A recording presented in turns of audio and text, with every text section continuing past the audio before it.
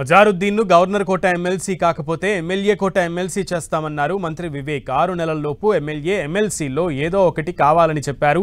కిషన్ రెడ్డి మాటలకు అర్థం లేదని, అజారుద్దీన్పై ఉన్న కేసులేవి కూడా నిరూపణ కాలేదని గుర్తు చేశారు. జూబ్లీహిల్స్ ఉప ఎన్నిక వల్లే అజారుద్దీన్కు మంత్రి పదవి అనేది ప్రతిపక్షాలు తప్పుడు ఆరోపణ చేస్తున్నాయని విమర్శించారు. గతంలో కూడా మైనారిటీ కోటాలో కాంగ్రెస్ మంత్రి పదవి ఇచ్చిందని, అందులో భాగంగానే అజారుద్దీన్కు మంత్రి పదవి లభించిందని మంత్రి వివేక్ తెలిపారు. కాంగ్రెస్ పార్టీ ఎప్పుడు కూడా ఒక ముస్లిం మినిస్టర్కి ఒక ప్లేస్ ఉంటుంది క్యాబినెట్లో, అట్లానే ముస్లిం మినిస్టర్కి ఒక ప్లేస్ ఉండే. ఇప్పటి వరకు అజరుద్దీన్కి గవర్నర్ కోటాలో ఇచ్చినప్పుడు గవర్నర్ గారు ఫైల్ సంతకం పెడితే అప్పుడే అయిపోయేది మంత్రి గారు, కానీ కాలేదు. ఎందుకంటే 6 months టైం కావాలి. ఎమ్మెల్సీ చేసి వారికి మంత్రి పదవి ఇవ్వాలంటే 6 monthsలో మంత్రి పదవి ఇచ్చిన తర్వాత ఎమ్మెల్సీ చేయడానికి మనకు మార్చ్లో చేయొచ్చు.